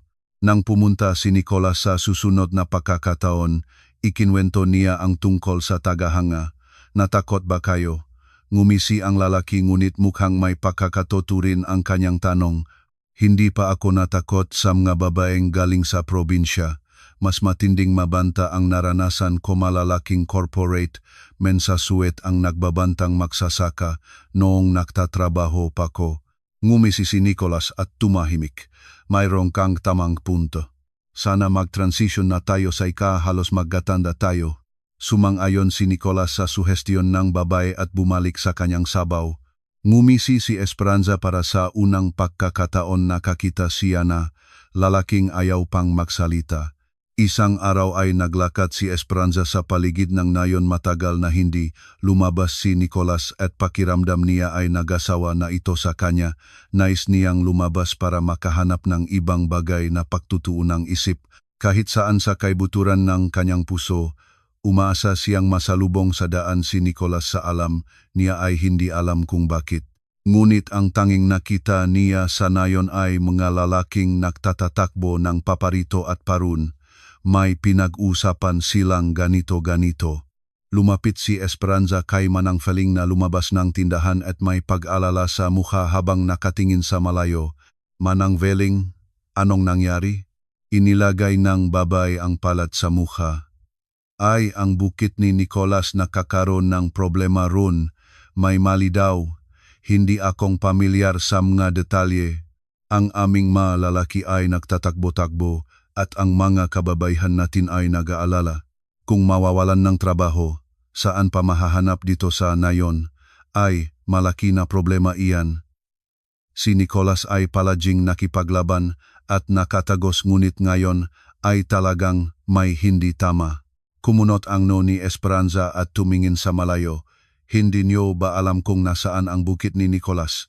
Ipinaliwanag ni Manang Feling ang daan. Nasa dulong nayon ang bukit ni Nicolas, isang malaking mahaba gusali kung saan maririnig ang ungal ng mabaka. Sa ilang banda ay may mga babae na nakatuwa na nagdadala ng mga timba. Sa likod ng bukit ay malalaking taniman ngayon sa kalagitnaan ng taglagas ay wala na itong halaman. Si Esperanza ay nagtanong sa isang babaeng dumadaan kung nasaan ang opisina ni Nicolas at pumunta roon. Maliit ang opisina, maaring masabi pang napakaliit. Sa gitna ay isang mesa at upuan. Sa sulok ay isang aparador at maliit na bintana sa dingding na nagpapasok ng bahagyang ilaw. Si Nicolas mismo ay nakatayo sa gitna NG opisina, yumuyuko sa mga papel. Binabaybay niya ang maito ng bulong at nagtatasa sa kalkulator habang nagbabago ang mga numero sa mga dokumento. Lumapit si Esperanza. Nicolas, kumusta? Biglang lumingon ang lalaki at bumulong. May nabasag ba ulit? Patawad, sa ngayon ay hindi magandang oras. Medyo bastos na sagot niya. Alam ko, sagot ni Esperanza. Narinig kong nagkakaroon ka na problema na parito para tumulong.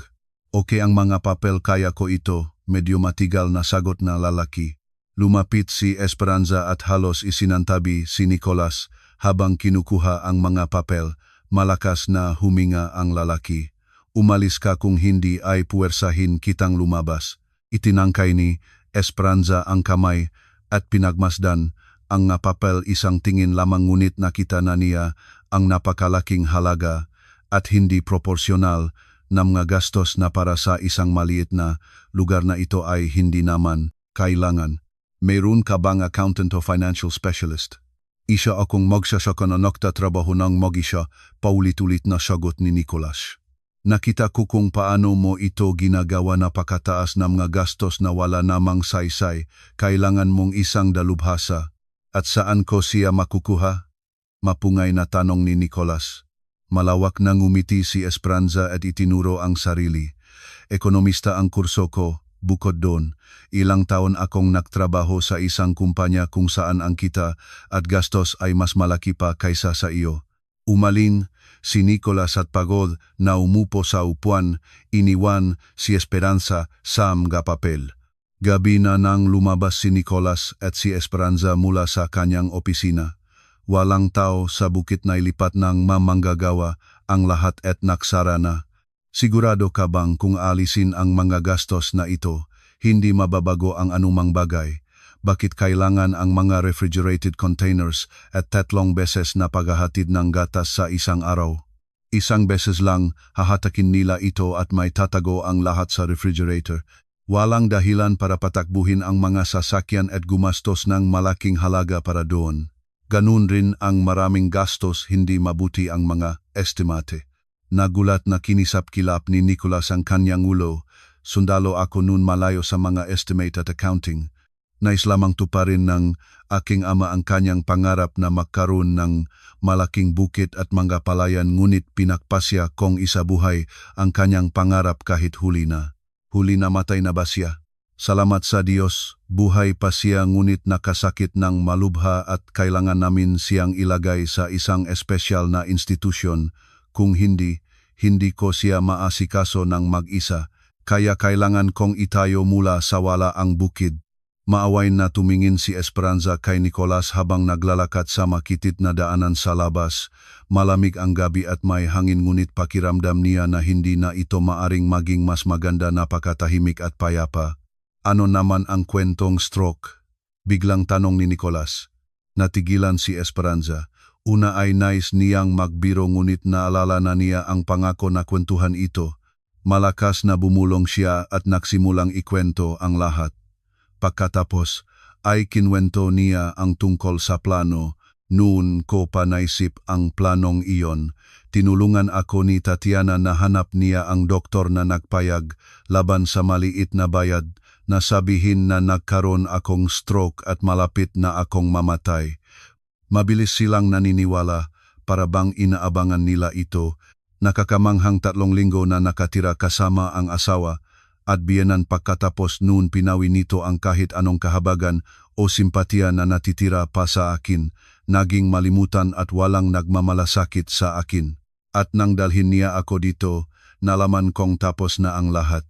Hinawakan ni Nicolas ang kamay ng babae at mahigpit na sinakmal ito. Tumingin si Esperanza sa palat na hawak ng lalaki at tumango bilang pagpapasalamat. Bakit hindi ka na bumalik sa lungsod? Sa una ay nais ko lamang maging tahimik at maghintay ng kaunti ngunit pagkatapos ay nalaman kong ayaw ko nang bumalik. Mabilis ang ritmo roon, palaging nagmamadali. Bukod pa, isa pang paalala pa kay Bobby at sa kanyang ina. Wala na akong ibang magagawa. Binitawan ni Nicolas ang kamay ng babae at nagmadali. Halika, ipapakita ko sa iyo ang isang bagay. Matagal silang naglakad. Hindi alam ni Esperanza kung saan sila pupunta ngunit nang makarating sila, napabuntong hininga siya sa nagulat. Dinala siyang lalaki sa isang napakalaking magandang bahay na may mataas na bakod. Bahay itong aking kasamahan magkasama kaming naksilitar. Kamakailan ay namatay siya sa kanser.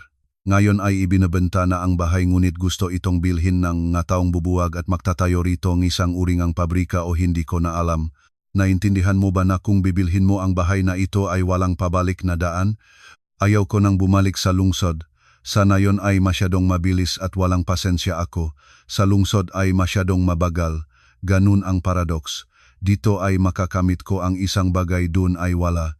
Tumigil si Esperanza at tinitingnan ang mahigpit na mukha ng lalaki, ang kanyang mata na may pag-asang nakatingin sa bahay, ang mahigpit na ninging labi, at mga kulubot sano na lumilitaw. Kay Nicolas sa mga sandaling seryoso ang kanyang iniisip. Sa mga mata ni Esperanza ay sumulab ang isang determinadong apoy. Hinawakan niya ang kamay ni Nicolas, tulad ng ginawa ang lalaki ilang minuto na ang nakakaraan at ngumiti. Siguradong magiging mayos ang lahat sa iyo, tutulungan kita. Itataas natin ang bukit at magiging ganon ito tulad ng pangarap ng iyong ama, pangako. Muli ay walang sinagot si Nicolas ngunit ang pag-asa na kumikislap sa kanyang mga mata ay nagbigay ng sapat na kasagutan. Naniniwala siya sa mas magandang kinabukasan.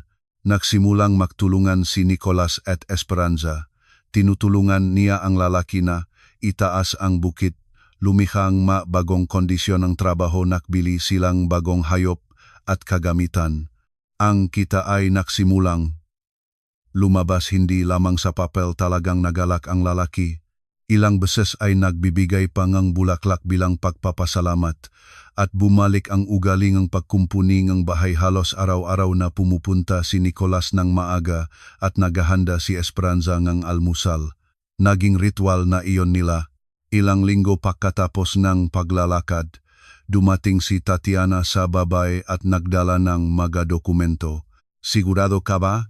Tanong nito sa kaibigan. Higit sa sapat. Sumagot si Esperanza at kinuha ang folder. Walang pabalik na daan, muli sinabi ni Tatiana ang mga salita mismo ni Esperanza. Alam ko at handa na akong magsapalaran. Tumahimik si Tatiana, hindi na nais makipag-away sa kaibigan. Pagkatapos ng lahat ng nangyari, sinisikap niyang suportahan si Esperanza sa lahat ng bagay. Si Esperanza ay nagtatampisaw pa rin sa malalim na tubig ngunit may kasama na siyang makakatulong sa kanya. Dali-dali na pumunta si Esperanza sa direksyon NG Bukid na yon ay dapat dumating ang bagong kagamitan, kaya nagmamadali ang babae. Bukod pa rito, may masasayang balita para kay Nicolas. Nakitang babae si Nicolas sa kanyang opisina gayang dati, nakaupo sa mesa at nagsusulat ng isang bagay.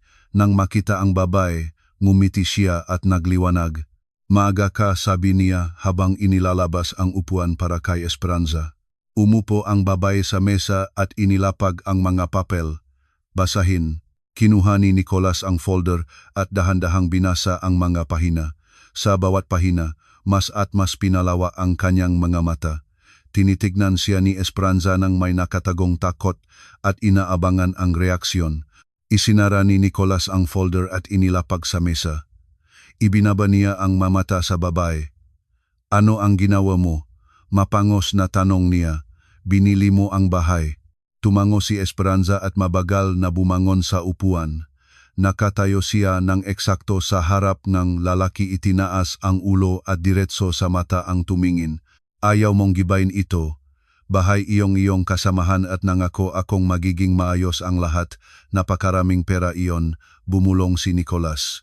Pero ko iyon gagawin ko ang gusto ko sa mga ito. Bukod pa, Gusto ko ang nayon. Ang ahos na salubin ni Esperanza ay naputol na isang halik.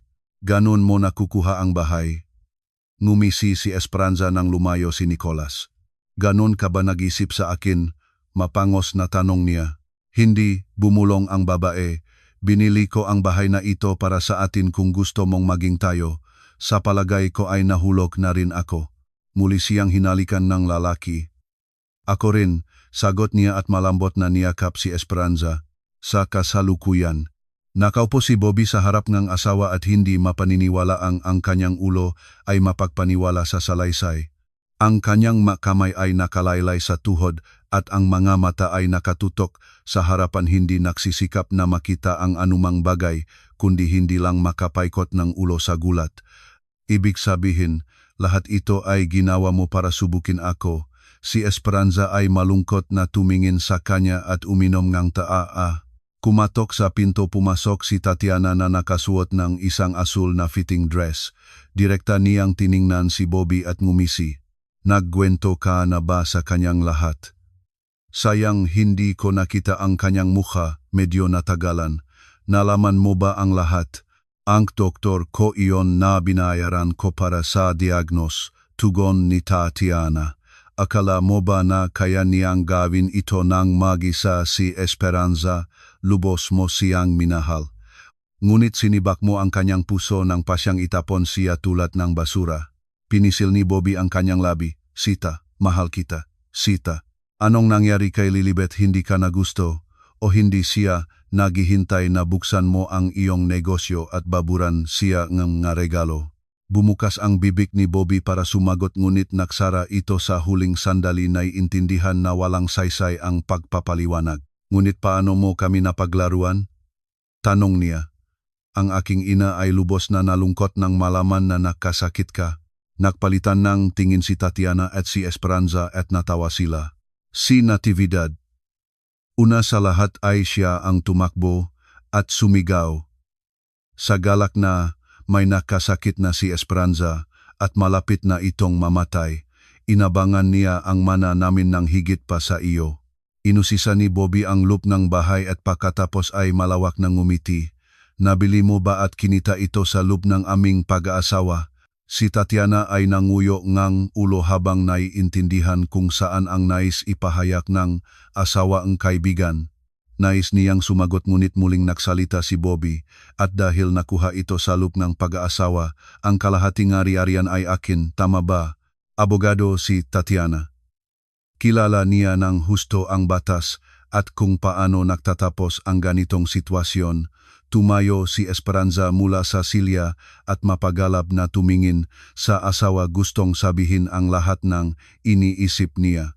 Ngunit sa sandaling iyon, bumukas ang pinto at pumasok ang parehong lalaki na mula sa nasakay ni Bobby na truck. Kumusta, Col? Tumango si Tatiana at may binulong sa taingang lalaki. Lumingon si Col patungo kay Bobby nang may napakaseryo at napakagalit na mukha.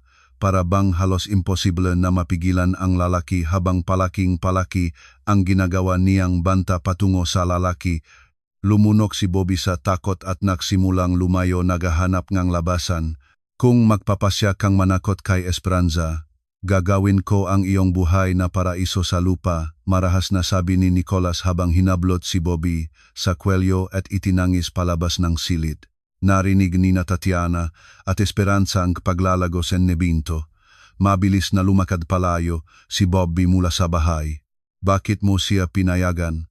Tanong ni Nicolas kay Esperanza habang lumapit sa kanya at nayakap mula sa likod. Sa harap ni Bobby ay nagpigil si Esperanza, ayaw niyang ipakita ang kanyang kahinaan.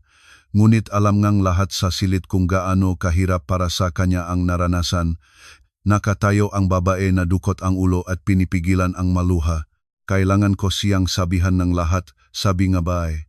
Kailangan kong makita ang kanyang mukha nang malaman niyang wala na siyang pag-asang makuha ang aking mana. Nakpabuti ka ba? Tanong ni Tatiana. Tumango si Esperanza at mas maigpit na niyakap si Nicolas. Bukas ay magpapafile na akong divorce kahit pa ang banta ni Nicolas. Nakpasya si Bobby na magsampang kaso para sa paghahating ari-arian mula sa pananaw ng batas. Tama naman si Bobby, Kung nais niyang angkinin ang mana ay wala siyang karapatang gawin iyon, ngunit ang bahay at ang mga palayan na inaarkila ang kita mula rito ay itinuturing na ari-ariang pag-ari ng mag-asawa. Ang abiso mula sa hukuman ay dumating sa koreo. Dinala ni Nicolas ang lahat ng abiso kasama ang iba pang mga dokumento at mapungay na iniabot sa babae. Nang binuksan ni Esperanza ang masobre at nabasa ang utos na sumugal sa hukuman, agad siyang namutla at pagod na umupo sa sofa. Buong alikabok at putik siya, kakabalik lang niya mula sa bukit, ngunit wala siya pakialam. Hindi niya inaasahang talagang magsampang kaso si Bobby para sa paghahati ng ari-arian. Ngunit pati na rin ang kanyang pag-iwan sa kanya para mamatay ay hindi niya inasahan. Kailangan natin ng isang mahusay na abogado, sabi ni Nicolas habang kinukuha ang mga abiso. Tatiana, sabi ni Esperanza, siya ang pinunong legal na departamento ng kumpanya. May lisensya siya para sa mga kaso. Sa palagay ko ay matutulungan niya tayo at hindi na rin natin kailangang ikwento ang ating kwento kay Tatiana.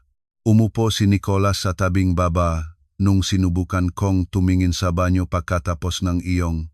Nagtaas ng takot na tingin si Esperanza sa lalaki. Hindi ko alam kung paano sasabihin. At nahanap ko ang test. Buntis ka. Tumango si Esperanza. Hindi ko alam kung paano ka sasabihin. Nag-isip ako na magtutol ka. Isang malambot na halik ang nakputol sa babae. Niyakap niya ang lalaki at malawak na ngumiti. Hindi ka ba galit? Masayang ngiti. Mapagbirong mamatang lalaki ang nagbigay nga sagot ng higit pa sa anumang salita. Mahigpit na niyakap ngang lalaki ang babae at iniapit sa sarili. Kahit makpasyang kunin ng hayop na iyon ang kalahati ng iyong ari-arian, wala akong pakialam. Maari pa ring manalo tayo. Magkakaroon tayong ating bahay, mga palayan, isang bata at isa't isa. Magkakaroon tayong isa't isa. Pumikit si Esperanza at malalim na huminga, ngunit nang ibinuka ang mga mata ay nakita ni Nicolas ang isang tingin na noong una ay nakpabago sa tagahukuman. Ito ay ang determinadong at hindi matitinak na tingin. Nagsampa siyang kaso para makuha ang sa akin na akin sa dugo, ngunit lalabas siya roon ng wala. Hihilahin ko hindi lamang ang akin kundi ang lahat ng mayroon siya, walang maiwan sa kanya. Ang kaso ay natupat ng hindi naktagal, para bang nais mismo ngang kapalaran na mabilis na tapusin ang kakaibang usapin. Naging abogado ni Esperanza si Tatiana. Si Nicolas ay sumuporta sa babae mula sa bangko. NG Ma Saksi Gayarin, NG Marami, Pang Ma Residente, NG Nayon. Ang hukom ay isang mataas na babaeng may mapulang buhok at mahigpit na tingin. Inulinik niya nang may pagkainip ang reklamasyon ni Bobby at nagtanong sa kanya nga matanong na hindi palagi niyang nasasagot, para bang nakakalive ito sa hukom. Bilang masaksi mula sa bahagi ng nagsasakdal ay si Natividad, mga kapitbahay at mga kaibigan ni Bobby. Lahat sila ay nagsabi ngang masasama tungkol sa babae. Si Natividad ay nagipalabas, eniga lahat, eniga kanyang dramatismo. Lubos akong natakot nang makasakit si Esperanza. Hindi ako nakatulog ng 3 gabi habang naghihintay ng balita mula sa doktor. Dumulas ang luha mula sa kanyang mata at pinunasan niya ang maito sa puting panyolito at nagpatuloy. At nang makita ko si Esperanza, malapit na akong magkaroon ng atake sa puso. Hindi siya gumagalaw, halos patay na siya. Kailangan ko siyang alagaan habang nagtatrabaho si Bobby. Linisin siya, pinakain at siya pala ay hindi naman talaga nakasakit. Ang pinakamasama na maaring mangyari sa akin ay natupad na pinaglinlangan at dinayas kami ng aking manugang. Ngayon ay gusto pa nilang iwan kami ng wala. Muling umiyak si Natividad at umupo sa bangko. Pagkatapos ng kanyang talumpati, mukhang nagsimula ng maintreso ang hukom at may interes na nakikinig sa iba pang mga saksi. Inyong karangalan, huwag maniniwala sa mga salita nagsasakdal at ng kanyang nasaksi. Magsisimula tayo sa katotohanan na ang nagbibigay tugon ay may katibayan na pangangalunya ng nagsasakdal. Ang recording ay isinumite na bilang ebidensya. Sa buong hukuman ay umalingaw-ngaw ang recording ng pag-usap nina Lilibet at Bobby. Pagkatapos ay nagbigay patutuang detektibo tungkol sa relasyon ng nagsasakdal. Kasinungalingan, tumalon mula sa bangko si Natividad ngunit pagkatapos ng babala ng hukom ay umupo ulit siya. Mukhang lubos siyang nalungkot sa kalapastanganan. Karagdagan ay nais kong ipabatid na hindi nandayas ang nagbibigay tugon sa nagsasakdal na kukunwari lamang siya na may sakit para subukan ang nagsasakdal. Walang madokumento ang ibinigay, sabihin lamang ng salita ang doktor ang diagnos sa nagsasakdal at sa kanyang ina. Bukod doon, iginigit ng nagsasakdal at ng kanyang partido na nag-alaga sila sa nagbibigay tugon. Gayunman, may recording akong pag-usap ng ginang Natividad Reyes at ng kanyang anak. Ay, Bobby, kailangan mo na ba siyang pakainin? Ay, napakalangaw naman niya, nakalimutan ko na naman, ngunit makakatagal siya hanggang tanghalian nang hindi ko binibigyan. Siya lang ba ang ulam ko? Wala akong pakialam. Kumusta ka naman? Nahanap mo na ba ang isang tagapag-alaga para sa kanya? Mabuti na lang nakakaunti ang hinihingi niya basta lasing siya ay okay na. Hindi naman kailangan ang mahal na tagapag-alaga. Sinabi naman ng doktor na hindi na siya mabubuhay ng matagal. Tinanggal ang recording at nakpataktakmatik ang hukuman. Mankani, nakpatuloy si Tatiana.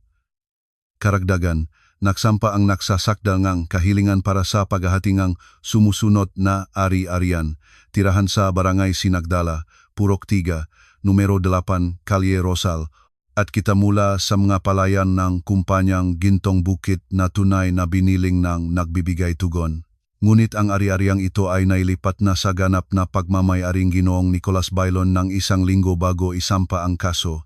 Sa makatuwid, ang ari-arian ay nakuha sa lupnang kasal ngunit inilipat din sa lupnang kasal kaya ang nagsasakdal ay hindi maaring humiling ng paghahati. Ang natitirang pera sa personal na account ng nagbibigay tugon at ang bahagi sa isang estate sa Alemanya ay bahagi ng mana na walang karapatang angkinin ang nagsasakdal. Bahagyang ngumiti ang hukom. Ginawa niya ito ng halos hindi napapansin ngunit handa si Esperanza na sumpain na tumingin siya kay Bobby nang may bahit ng kagalakan. Para maililipat ang ari-arian sa pagmamayari ni Nicolas ay kailangan nilang maghanap ng isang notaryo na pumayak na tapusin ang transaksyon ng may naunang petsa. Malaki ang naitulong nito sa kaso, kaya ang kaso ay itinuturing na walang bisa. Tanong ng hukom kay Tatiana. Ang kaso ni Ginong Bobby Reyes na naglayong pantay na hatiin ang ari-arian sa pagitan ng mga dating mag-asawa. Ang ari-arian din ay kasama ang ari-ariang sarili ng nagsasakdal. Ang 3 silit na apartment sa Daang Kalayaan, Gusali Bay, Unit 33, isang sasakyan ng tatak Toyota, at ang pera sa kasamang account ng nagsasakdal at nagbibigay tugon. Protesta. Tumayo ang abogado ni Bobby, isang matandang maliit na lalaki na may kalupang at mabilok na salamin. Ang apartment ay mana ng kanyang ama. Tama, tumango si Tatiana, ngunit ayon sa batas, kung nagawa ng isa sa mag-asawa ang mga makabuluhang pagbabago sa ari-arian ng isa, maaari itong ituring na kasamang pag-aari. Anong nga makabuluhang pagbabago ang ginawa? Tanong ng abogado. Ngayon ay makikita ninyo sa screen, inyong karangalan, ang mga larawan ng apartment bago ang pakukumpuni. Makikita ito 1 taon pagkatapos ng kasal na ito ay nasa masamang kondisyon. Ito naman ay ang malarawan pagkatapos ang pakukumpuni, 6 na buwang lumipas. Paano ninyo mapapatunayan na ginastusan ito ngang parang nagbibigay tugon? Una, sa pagitan ng Setyembre at Abril nang hinahanap ang pakukumpuni, ang nagsasakdal ay hindi naktatrabaho at ayon sa bank statement, walang sapat na pera sa kanyang personal na account para sa naturang gastos. Bukod pa rito, inisumite na rin bilang ebidensya ang pahayang pinunong pangkat na nakumpuni nga apartment ang kontrata ay nakapangalan sa nagbibigay tugon. Matagal pang nakpapalitan nga salita ang nga abogado, naktatawag ng mga saksi, nagsisikap na patunayan ang kani-kanilang pananaw. Ngunit sa lalong madaling panahon ay lumabas ang hukom para magbigay ng desisyon. Bumalik siya na may malaking pulang folder. Tumayo, Ang hukuman ay nagpupulong. Ang hukuman ay nagpasya na tumatanggap ang kaso ngang nagsasakdal. Ang ari-arian ni Ginoong Bobby Reyes ay hahatiin sa pagitan niya at ng kanyang asawa ang 1/3 bahagi and apartment ay magiging sa nagbibigay tugon. Ang sasakyan ay nasa kasamang paggamit at ang 50% ng pera mula sa account ng nagsasakdal ay magiging pagmamay-ari ni Esperanza Reyes. Ang desisyon ng hukuman ay naibalita na at hindi maaring iapela. Tumalab ang martilyo at nalutas ang lahat. Tumingin si Bobby at natifidat ng may galit at pagkamuhi kay Esperanza na niyayakap ni Nicolas. Sumali si Tatiana sa kanila habang malawak ang ngiti. Sinabi ko naman na hihilahin natin ang lahat mula sa kanya, medyo kakaibang mapangwasak na boses ng babae. Sa iyo ito ng tama, bumulong si Nicolas. Otanggiyo, ngumiti ang lalaki. Ngayon ay mayroon na tayong lahat ng pinagpangarapan natin, ngumiti si Nicolas. Natitira na lamang ang magkaroon ng isang bata at isang tahimik na buhay. Ay, umuna si Tatiana habang isinusuklay ang mga papel. At ang aming ninong mayroon ba kaming pagpipilian? Wala, ngumisi si Esperanza at muli ay niyakap ang dalawang pinakamahalagang tao sa kanyang buhay. Ngayon ay may lahat na siyang kailangan. Magiging maayos ang lahat.